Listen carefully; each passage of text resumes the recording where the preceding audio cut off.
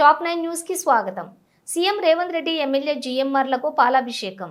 మహబూబ్ నగర్ జిల్లా మూసాపేట ఎస్సీ వర్గీకరణ పై శాసనసభ మండలిలో బిల్లును ఆమోదించి చట్టం వేసిన నేపథ్యంలోని గురువారం ఉదయం రాష్ట్ర ముఖ్యమంత్రి రేవంత్ రెడ్డి నియోజకవర్గం ఎమ్మెల్యే జి మధుసూదన్ రెడ్డి చిత్రపటాలకు పాలాభిషేకం చేశారు. అనంతరం మండల కాంగ్రెస్ పార్టీ సీనియర్ నాయకులు, ఆయా గ్రామాల కాంగ్రెస్ పార్టీ కార్యకర్తలు, పెద్దలు, ఆయా గ్రామాల్లో అధ్యక్షులు పాల్గొని ఏర్పాటు చేసుకున్నటువంటి ఈ సమావేశంలో మండల కాంగ్రెస్ పార్టీ అధ్యక్షులు శెట్టి చంద్రశేఖర్ మాట్లాడుతూ వెనుకబడిన తరగతులకు విద్య, ఉద్యోగ రంగాలతో పాటు రాజకీయాల్లో 42% రిజర్వేషన్ కల్పనకు సంబంధించి, అలాగే ఎస్సీ వర్గీకరణపై శాసనసభ మండలిలో బిల్లును ఆమోదించి చట్టం వచ్చినందుకు పెద్దలు రాహుల్ గాంధీ, రాష్ట్ర ముఖ్యమంత్రి రేవంత్ రెడ్డి రాష్ట్రం, దళిత కుటుంబాలు ఎప్పుడు రుణపడి ఉంటాయని అన్నారు. ఎస్సీ, ఎస్టీ, బీసీ, మైనారిటీ నిరుద్యోగులకు ఉపాధి కల్పనలో భాగంగా రాజీవ్ యువ వికాసం ద్వారా నైపుణ్యం ఉండి ఉద్యోగం లభించిన యువతకు ఈ పథకం ద్వారా ప్రాధాన్యం కల్పించాలని ముఖ్యమంత్రి ఈ బడ్జెట్ను 7,000 కోట్ల రూపాయలు కేటాయించినందుకు కృతజ్ఞతాభావంతో ముఖ్యమంత్రి శ్రీ రేవంత్ రెడ్డికి, ఎమ్మెల్యే జి మధుసూదన్ రెడ్డికి నియోజకవర్గం ప్రజలు ఎప్పుడూ కూడా అండగా ఉండాలని కోరారు. ఈ కార్యక్రమంలో మాజీ ఎంపీపీ బగ్గి కృష్ణయ్య, మాజీ ఎంపీటీసీ సిజి గోవర్ధన్, నిరంజన్, గడ్డం మహేందర్, తిరుపతయ్య గౌడ్, నిజాలాపూర్ రామచంద్రయ్య, చక్రాపూర్ లక్ష్మీనారాయణ, గురకొండ ఆంజనేయులు, పొల్కంపల్లి యాదయ్య, పాషాభాయ్, జానంపేట వెంకటేష్, బోయి రవి, జానంపేట మాజీ సర్పంచ్ చెన్నమ్మ, వెంకటయ్య తదితరులు పాల్గొన్నారు.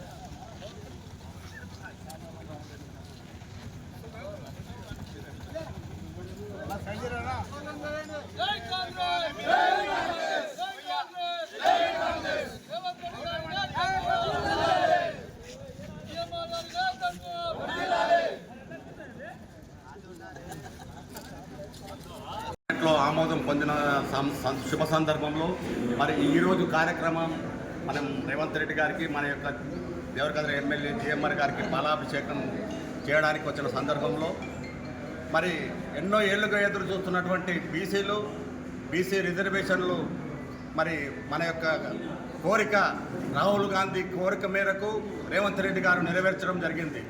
మరి ఈ మధ్యనే మనం అసెంబ్లీలో మొత్తం అందరి ఎమ్మెల్యేలతోనూ కూడా మరి బీసీ రిజర్వేషన్లు ఆమోదించడం జరిగింది. మరి ఈ సందర్భంగా చేయడానికి కారకుడైన ముఖ్యమంత్రి గారికి, అదేవిధంగా కేబినెట్ మినిస్టర్లకు అందరికీ, అదేవిధంగా ఆ యొక్క రిజర్వేషన్ సమర్థించిన మన యొక్క తెలంగాణ ఎమ్మెల్యేలకు అందరికీ కృతజ్ఞతాభివందనములు మరియు ధన్యవాదాలు. అదేవిధంగా మరి అదే సందర్భంలో ఎస్సీ వర్గీకరణ కూడా ఏర్పాటు చేయడం జరిగింది.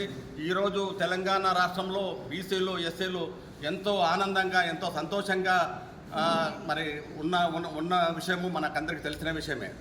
మరి రాబోయే రోజుల్లో బీసీ 42% రిజర్వేషను అని చెప్పేసానంటే మరి రాజకీయంగా స్థానిక సంస్థల్లో 42%, అదేవిధంగా విద్య, ఉపాధి రంగాల్లో 42% వస్తుంది. కాబట్టి బీసీలందరూ ఎంతో మరి ఈ యొక్క గవర్నమెంట్కు రుణపడి ఉంటామని రుణపడి ఉన్నారని చెప్పేసి తెలియజేస్తూ, అదేవిధంగా మరి ఎస్సీ వర్గీకరణ గురించి కూడా చాలామంది మరి నా పేరు చెన్నమ్మ,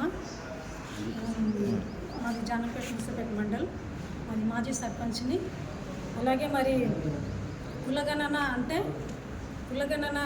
ఎస్సీకి బీసీకి కులగణన అంటే రేవంత్ రెడ్డి మరి కులగణన గురించి ఆయన ఒకటి తీసుకొని మరి ముందుకొచ్చి 10 సంవత్సరాలు చేయని ముఖ్యమంత్రి కేసీఆర్ మరి మా గౌరవనీయులైన మన ముఖ్యమంత్రి గారు చక్కటి ఆలోచనతోన మంచి నిర్ణయం తీసుకొని ఎన్ని ఒడిదుడుకులైన ఎంత బాధితులు, ఎంత ఆయనకు అవమానాలు వచ్చినా అన్నీ భరించుకుంటా కష్టాలు, ఎందుకంటే తన ముఖంలో కష్టాలు కనిపిస్తుండే కాబట్టి తన కష్టాలు కూడా భరించుకుంటా మరి మనకు, ఎందుకంటే చిన్న స్థాయి వాళ్ళు కులగణన అంటే బీసీ అయినా సరే, ఎస్సీ అయినా సరే, ఎస్టీ అయినా సరే, ఎవరైనా పేదరికం కాబట్టి వాళ్ళు కష్టాల్లో ఉంటారని అనే ఉద్దేశంతో జాబులైనా సరే, మరి రాజకీయమైనా సరే, ఏదైనా సరే, ఎందుకంటే మరి ప్రజలు బాగుండాలంటే గొప్పలే కాదు, వ్యవసాయం, రైతులు, మరి అలాగే ఉద్యోగులు, పిల్లలు, విద్యార్థులు, మరి ఇంపార్టెంట్ ఏంటంటే మనకి వైద్యం, ఈ మూడు మనకి చాలా ఇంపార్టెంట్. ఎందుకంటే చదువు గురించి కూడా, ఇంకా పిల్లల గురించి కూడా ఇంటికి ఒక ఉద్యోగం ఇస్తానని కేసీఆర్ మనకి ఇవ్వలేదు. ఎందుకంటే మనం తెలంగాణ పోరాడిన సపోజ్ మనకి తెలంగాణ పోరాడితే కూడా కనుక వాళ్ళు రాజకీయం కోల్పోయి కూడా మనకు తెలంగాణ ఇచ్చిండ్రు. ఇప్పుడు కూడా ఎన్నో అవమానాలు భరించుకుంటా మళ్ళీ రేవంత్ రెడ్డి మనకు కులగనన్న ఇచ్చిండు. అలాగే మనకు అన్న జిఎంఆర్ అన్న గారికి కూడా మరి సందర్భంగా ధన్యవాదాలు తెలియజేస్తుండా. అలాగే మరి కేటీఆర్ కూడా ఏం మాట్లాడతాడంటే, రేవంత్ రెడ్డి సవాల్ చేస్తా రా అంటాడు. అది యుద్ధం కాదు, ఇది ప్రజాస్వామ్యము. ప్రజలకు అనుకూలంగా పనిచేసే విధానం ఉండాలి, కానీ కళ్ళల్లో అహంకారం, దుంకుడు, నరాలు దిగే మాటలు మాట్లాడకుండా ప్రజలకు ఏం చేయాలనే ఆలోచనతో ముందుకు వెళ్ళాలి.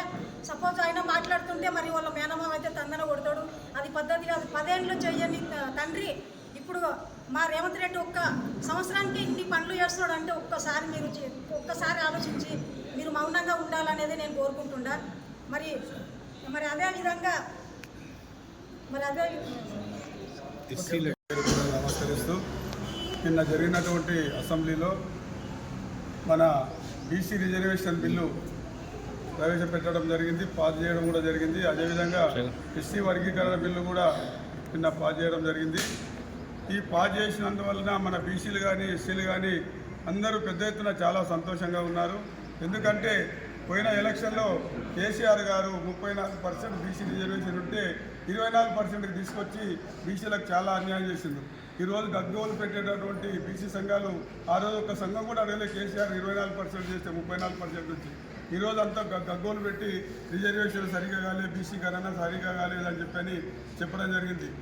చాలా ధర్నాలు కూడా చేయలేదు, కానీ చాలా అన్యాయం ఇది. బీసీ గణన చేసినప్పుడు కేసీఆర్ గారు మన రేవంత్ రెడ్డి గారు బీసీ గణన చేసినప్పుడు అక్కడ తప్పు చేయదని చెప్పలేదు. ఆయన కరెక్ట్గా బీసీ గణన చేసిండ్రు, బీసీ ఇంటింటికి పోయిండ్రు, అడిగిండ్రు, బీసీ గణన చేసిండ్రు. కొంతమంది బలిసిన వాళ్ళు మాకు బీసీలో కాదు, మేము ఏదో పెద్ద ధనికవర్గం అని చెప్పని బీసీ కులగణనలో పాల్గొనడం వల్ల కొద్దిగా రిజర్వేషన్ శాతం తక్కువగా వస్తుంది, బీసీ గణన తక్కువగా వస్తుంది. దానికి పెద్ద గగ్గోలు పెట్టడం. అదేవిధంగా గవర్నమెంట్ కూడా మళ్ళీ అవకాశం ఇచ్చి మళ్ళీ బీసీ గణన చేసుకుంటే మళ్ళీ అవకాశం ఇచ్చిండ్రు. అవకాశం ఇచ్చినప్పుడు కొద్దిగా శాతం మధ్య పాల్గొనడం జరిగింది. కానీ ఆ రోజు అదే మన కేసీఆర్ గారి సర్పంచ్ ఎలక్షన్లు కానీ, ఎంపీపీ ఎలక్షన్లు కానీ, ఎంపీటీసీ ఎలక్షన్ కానీ, జెడ్పీటీసీ ఎలక్షన్ కానీ, అదేవిధంగా స్థానిక సంస్థల ఎలక్షన్లు, మున్సిపల్ ఎలక్షన్లు కూడా 24% చేసాడు. 34% ఉన్నటువంటి కాంగ్రెస్ గవర్నమెంట్లో 34% ఉన్న బీసీ రిజర్వేషన్లు 24% తీసుకొచ్చి ఈరోజు సిగ్గుచరం లేకుండా కేటీఆర్ కానీ, కేసీఆర్ మన హరీష్ రావు గారు కానీ అసెంబ్లీలో లొల్లిపెడుతున్నాడు. ఆయన కవిత గారు కూడా 2 రాష్ట్రాలలో ఆమె దెబ్బకి గవర్నమెంట్లు కూడా పడిపోయినవి. ఆమె కూడా ఇది లేకుండా ఈరోజు మీ బీసీలకు సరిగా కులగణనలు కాలేదని గడబడి చేస్తుంది. కానీ చాలా అన్యాయం అని వాళ్ళు మాట్లాడము. ఎందుకంటే పోయిన ఎలక్షన్లో బీసీలకు చాలా అన్యాయం చేసిండు. 34% ఉన్నది తీసుకొచ్చి 24% చేసి రాజకీయంగా, అదేవిధంగా మన ఎంప్లాయీస్ కానీ, జాబ్లలో కానీ చాలా అన్యాయం చేసి ఈరోజు పెద్ద గగ్గోలు పెట్టడం అన్యాయము. ఈరోజు ఇంత చారిత్రాత్మకమైన నిర్ణయం. ఎందుకంటే ఏ రాష్ట్రంలో కూడా ఈ 5 నిర్ణయాలు, సాహసోపేతమైన నిర్ణయాలు మన ముఖ్యమంత్రి, తెలంగాణ ముఖ్యమంత్రి యనుమల రేవంత్ రెడ్డి గారు తెలంగాణ శాసనసభ మొత్తం ఏకగ్రీవంగా ఈరోజు 5 బిల్లులను, అదేవిధంగా కీలకమైన 2 బిల్లులు ఈరోజు దేశంలో ఏ రాష్ట్రంలో కూడా చేయలేనటువంటి 42% బీసీలు మనకందరికీ తెలుసు. దాదాపు 70-80 సంవత్సరాల నుంచి నిజంగా ఈ దేశంలో స్వాతంత్రం ఎవరికి రాలేదంటే బీసీలకే రాలేదు. బీసీలకు ఎంతోమంది మనం చూస్తున్నాం. ఈరోజు దాదాపు ఎన్నో డిగ్రీలు పాస్ అయ్యి ఈరోజు హోటళ్ళల్లో చిన్న ఉద్యోగాలు చేస్తూ ఉన్న ఎకరా, అర్ధెకరా భూములన్నీ అమ్ముకొని ఉద్యోగాలు రాక మనందరం తెలుసు. 50% ఉన్నటువంటి బీసీలు ఎన్నో అవసరాలు పడుతున్నారు ఈరోజు దేశంలో, మన రాష్ట్రంలో. అదేవిధంగా ఎస్సీ వర్గీకరణ, అదేవిధంగా అమలు, ఆ విషయంలో పెద్ద ఎత్తున వాళ్ళు ఎంతోమంది ప్రాణత్యాగాలు చేసుకోవడం జరిగింది. వర్గీకరణ, ఎస్సీ వర్గీకరణ చట్టబద్ధంగా చేయాలని చెప్పి ఆ చట్టబద్ధంగా ఏ రాష్ట్రంలో కూడా ఎక్కడ కూడా మన చేవెళ్ళ డిక్లరేషన్లో ఏ విధంగా ఎస్సీ వర్గీకరణ చేస్తాం, ఎస్సీలకు న్యాయం చేస్తామని చెప్పి పెద్ద ఎత్తున రాహుల్ గాంధీ గారు ఆ రోజు ఇచ్చిన మాట ప్రకారం ఎస్సీ వర్గీకరణ కూడా ఈరోజు పెద్ద ఎత్తున రాష్ట్ర చట్టసభలో బిల్లు పారదర్శకంగా దాదాపు 53 ఉపకులాలకు అన్యాయం జరుగుతుంది అని చెప్పి దాన్ని చట్టబద్ధంగా ఈరోజు రాష్ట్రంలో ఆమోదింపజేసి, అదేవిధంగా బీసీలకు ఈరోజు బీసీలకైతే నిజంగా మనం నిజంగా ఈరోజు స్వాతంత్రం నిజంగా చాలా మందికి మాకైతే నిజంగా అవుతుందే కాదా ఈ బీసీ రిజర్వేషన్ అనేది ఎప్పటికీ ఉట్టి మాటలు మాట్లాడతారు, చేతలు చేయరని చెప్పి ఎన్నో మాటలు మాట్లాడారు చాలామంది. ఏదైతే కామారెడ్డిలో రాహుల్ గాంధీ గారు ఖచ్చితంగా 42% బీసీ రిజర్వేషన్ చేసి తీరుతాము, ఖచ్చితంగా మాకు ప్రభుత్వం వస్తాయని చెప్పి ఏదైతే మాట ప్రకారం చెప్పిందో, అదేవిధంగా రేవంత్ రెడ్డి గారు దానికోసం ఎంతో పెద్ద ఎత్తున మా ఇంటింటికి తిరిగి సర్వే చేసి కులగణన చేసి దాదాపు 45 రోజులు పెద్ద ఎత్తున రాష్ట్రంలో అందరూ కలిసి కులగణన చేసి పెద్ద ఎత్తున 42% అంటే ఈరోజు చాలా చారిత్రాత్మకమైన నిర్ణయం. ఇది ఏ రాష్ట్రంలో జరగలేదు. దీన్ని ఈరోజు ఈ దేశంలో ఇది ఒక రోల్ మోడల్గా రాబోతుంది. ఈ దేశంలో బీసీలకు 42% రిజర్వేషన్ తెలంగాణ రాష్ట్రం ఇస్తుందంటే ఈ తెలంగాణ రాష్ట్రం ఒక బీసీలకు ఒక దిక్సూచి కాబోతుంది. దయచేసి మా విజ్ఞప్తి ఒకటే పత్రికా మిత్రులకు, అదేవిధంగా మన పార్టీ అందరూ బీసీ ఎస్సీ అన్ని వర్గాలకు ఒకటే మేము విజ్ఞప్తి చేస్తున్నాం. మనందరం కలిసి పెద్ద ఎత్తున ఒక బహిరంగ సభ నిర్వహించాలని చెప్పి రాష్ట్ర ప్రభుత్వం భావిస్తుంది. దానికి అందరూ అన్ని కులాల సంఘాలు అందరూ దీనికి సంఘీభావం తెలిపి రాహుల్ గాంధీ గారిని తీసుకొచ్చి పెద్ద సభ హైదరాబాద్లో పెద్ద సభ ఏర్పాటు చేయాలని చెప్పి మేము ఏకగ్రీవంగా ఇక్కడికి వచ్చినటువంటి బీసీ అంటే మా మండల పార్టీ కార్యకర్తలందరం కలిసి ఏకగ్రీవంగా తీర్మానం చేస్తున్నాం. దీన్ని దృష్టిలో పెట్టుకోవాలి. అదేవిధంగా రాజీవ్ యువ వికాసం మీకు తెలుసు, ఈరోజు 5 లక్షల మంది యువతకు దాదాపు ఒక్కొక్కరికి 1 లక్ష నుంచి 4 లక్షల లోపు రుణాలు. అంటే ఎంత చారిత్రాత్మకమైన నిర్ణయం చెప్పండి ఇది. ఇంతకుముందు గతంలో టీఆర్ఎస్ ఏం చేసింది, గొర్రెలు ఇచ్చిండ్రు యాదవులకు, వాళ్ళకి ఎవరికి ముద్రాలకు చేపలు ఇచ్చిండ్రు, అన్నీ చిన్న వాళ్ళని పూర్తి ఆత్మగౌరవం దెబ్బతీసేలా మన కృష్ణ మా అన్న చెప్పినట్లు 34% రిజర్వేషన్ 24% చేయడం ఎంత అవమానించిండ్రు బీసీలను. అంటే చాలా రకంగా అన్ని రకాలుగా అవమానం చేసి ఈరోజు అసెంబ్లీలకు రాకుండా దాక్కున్నాడు ఈరోజు ముఖ్యమంత్రి గారు. దీన్ని పెద్ద ఎత్తున ఈరోజు అన్ని కుల సంఘాలు గ్రహించాలి. ఆత్మగౌరవం, బీసీల ఆత్మగౌరవం ఈరోజు స్వాతంత్రం వచ్చినాక ఈరోజు బీసీలకు దాదాపు ఈరోజు 42% రిజర్వేషన్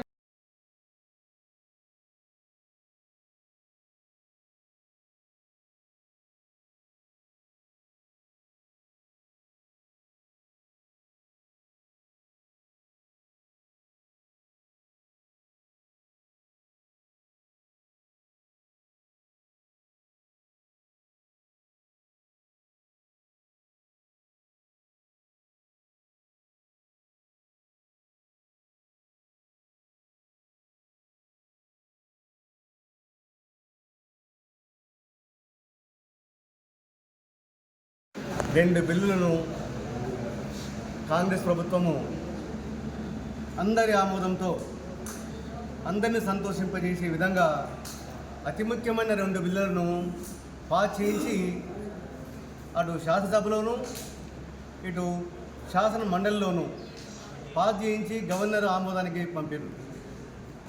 నేడు రేపు గవర్నర్ ఆమోదం తర్వాత ఆ 2 బిల్లులు చరిత్రాత్మకమైనటువంటి ఫలితాలను ఎస్సీలకును మరియు బీసీలకును అందించబోతున్నాయి.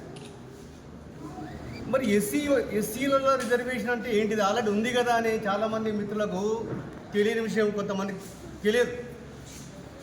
ఎస్సీ వర్గీకరణ కొరకు దాదాపుగా 30 సంవత్సరాల నుంచి పోరాటం జరుగుతూ ఉంది. ఎస్సీల్లో 59 ఉపకులాలు ఉన్నాయి. 59 ఉపకులాల్లో కేవలం కొన్ని ఉపకులాలు మాత్రమే అభివృద్ధిలో ఉన్నాయి. మిగతా వారు కూడా వారికితో సమానంగా కాకుండా అదనంగా రిజర్వేషన్ కల్పిస్తే కానీ చట్టసభలో కావచ్చు, ఉద్యోగాల్లో కావచ్చు, విద్యా అవకాశాల్లో కావచ్చు ప్రయోజనం పొందే అవకాశం ఉంటుందనే ఉద్దేశంతో 30 సంవత్సరాల కృషి ఫలితంగా ఎంఆర్పిఎస్ అనే సంస్థ ఏర్పాటు చేసి మందకృష్ణ గారి నాయకత్వంలో మన ఈ పోరాటాన్ని సుదీర్ఘంగా జరిపి ఎంతోమంది అసూలు బాసలు చనిపోయారు, ఎంతోమంది కార్యకర్తలు నిరాశ గురయ్యారు. గతంలో 10 సంవత్సరాలు పరిపాలించిన కేసీఆర్ దీని పట్ల ఎలాంటి చొరవ చూపలేదు. చివరికి మన గౌరవ ముఖ్యమంత్రి, తెలంగాణ బిడ్డ, మన మహబూబ్నగర్ జిల్లా వాసి ఎంతో ధైర్యం చేసి అందరి ఎమ్మెల్యేలతో సంప్రదింపులు చేసి కమిటీలు వేసి షమీమ్ అఖ్తర్ కమిషన్ నేతృత్వంలో సుదీర్ఘంగా పరిశీలన చేసిన తర్వాత దానికి చట్టరూపం దాల్చడానికి పూర్తి వంతు కృషి చేసినటువంటి సందర్భంలో వారికి ఈనాడే మన గౌరవ మండల కాంగ్రెస్ పార్టీ అధ్యక్షుడి నేతృత్వంలో ఘనంగా పాలాభిషేక కార్యక్రమాన్ని చేయడం జరిగింది. దీనివల్ల మా కులంలో మాదిగ ఉపకులాలు చాలా ఉన్నాయి. కేవలం మాదిగ కులాలు అభివృద్ధిలోకి రాలే కాబట్టి వారికి ఇక ముందు నుంచి నేటి నుంచే వారికి ఈ ఫలాలు అందించబోతా ఉన్నారు మన ప్రభుత్వం. కాబట్టి ఈ సందర్భంగా మన కాంగ్రెస్ పార్టీకి, గౌరవ ముఖ్యమంత్రికి, మన స్థానిక ఎమ్మెల్యే జీఎం గారికి ఎంతో వీరిద్దరూ మిగతా శాసనసభ్యులు ఎంతో అభినందనీయులు. ఇకపోతే బీసీ రిజర్వేషన్ గురించి కూడా చట్టసభల్లో ఒక చక్కటి నిర్ణయం తీసుకోవడం జరిగింది. ప్రస్తుతం బీసీలకు 29% మాత్రం రిజర్వేషన్స్ ఉన్నాయి. 29% మాత్రమే రిజర్వేషన్స్ ఉన్నాయి. అందులో 25% బీసీలకు, 4% మైనార్టీ సోదరులకు ఉన్నాయి. టోటల్ కలిపి 29% మాత్రం అమలు అవుతున్నాయి. కానీ కాంగ్రెస్ పార్టీ కామారెడ్డి బీసీ ఆ డిక్లరేషన్లో 42% రిజర్వేషన్ మేము కల్పిస్తామనే మాట ఇచ్చిండు మన గౌరవ పార్లమెంట్ సభ్యులు, కాంగ్రెస్ పార్టీ నాయకులు రాహుల్ గాంధీ గారు. వారి మాట మేరకు ఎన్ని అవంతరాలు ఎదురైనా ఇది శాస్త్రీయంగా ఏర్పాటు చేయాలని, దీనికి శాస్త్రీయత కావాలని దీన్ని లెక్కలు చేయించదు, గణన చేయించదు, కుల సర్వే చేయించదు. 1931లో బ్రిటిష్ ప్రభుత్వం ఉన్నప్పుడు మాత్రమే కుల సర్వే జరిగింది, కుల గణన జరిగింది. అలాంటిది ఈనాడు కాంగ్రెస్ పార్టీ రేవంత్ రెడ్డి గారి నాయకత్వంలో 1,00,000 మంది ఎన్యుమరేటర్లు వేసి ఒక్కొక్క ఎన్యుమరేటర్ 150 మంది 150 ఇండ్లను సర్వే చేయించి ఒక శాస్త్రీయంగా దాన్ని తయారు చేశారు. అదే ఇలాంటి లెక్కలే బీహార్లో చేసిండ్రు. బీహార్లో దాదాపుగా ఒక 3 నెలల టైం తీసుకున్నది 600 కోట్లు ఖర్చు అయ్యింది. కానీ మన తెలంగాణలో అలా కాలేదు. కేవలం 30 రోజుల్లోనే 30 డేస్లోనే బీసీలు ఎంతమంది ఉన్నారు, వారి ఆర్థిక పరిస్థితి ఏంటిది, వారి వెనుకబడతనం ఎలా ఉంది, వారి రిజర్వేషన్ కల్పించాల్సిన అవసరం ఎందుకుంది అని నిర్ణయం చేసి 42% రిజర్వేషన్స్ వర్తింపజేయడానికి ఈనాడు చట్టసభలో ఆమోదం పొందింపజేసిండ్రు. దీనికి కేవలం ఒక 1 మంత్ టైం లోపలనే, నెల లోపలనే ఇలాంటి చరిత్రక నిర్ణయాన్ని తీసింది. ఇక అంతేకాకుండా కాంగ్రెస్ పార్టీ ఒక గొప్ప పార్టీ. గతంలో స్వతంత్ర భారతదేశంలో గౌరవ మా స్వర్గీయ బాబాసాహెబ్ అంబేద్కర్ గారిని మొదటి న్యాయశాఖ మంత్రి చేసింది. దామోదర్ సంజీవ ఎస్సీ ఆయన ముఖ్యమంత్రి చేసింది. బాబు జగజీవన్ రామ్ గారిని రక్షణ శాఖ మంత్రి చేసింది. ఇలాంటి గొప్ప కాంగ్రెస్ పార్టీ సేవలు మా ఎస్సీ వర్గానికి ఎంతో విధాలుగా అంతా ఉన్నాయి. ఈ సందర్భంగా కాంగ్రెస్ పార్టీకి, గౌరవ ముఖ్యమంత్రి రేవంత్ రెడ్డి గారికి, మా స్థానిక శాసనసభ్యులు మధుసూదన్ రెడ్డి గారికి ప్రత్యేక కృతజ్ఞతలు మరియు ధన్యవాదాలు. ఇక అంతేకాకుండా ఇంకొక విషయం ఉంది మిత్రులారా. ఇంకోటి ఏంటంటే రాజీవ్ యువ వికాసం కింద 5 లక్షల మంది యువకులకు 6,000 కోట్ల రూపాయల రుణాలను అందించబోతూ ఉంది. 6,000 రుణాలను అందించబోతుంది. దీనివల్ల 5 లక్షల మంది నిరుద్యోగ యువకులు ఉపాధి పొందేటటువంటి అవకాశం ఉంది. ఇలాంటి చక్కటి ప్రణాళికతో ముందుకు పోతూ ఉంది మన కాంగ్రెస్ పార్టీ, కాంగ్రెస్ ప్రభుత్వము, కాంగ్రెస్ నాయకత్వం. ఇవన్నీ వీటికి సదా కృతజ్ఞతలు తెలుపుతూ, ప్రత్యేకంగా ఎస్సీ కమిటీ నుంచి ధన్యవాదాలు తెలుపుతూ ముగిస్తూ ఉన్నాను.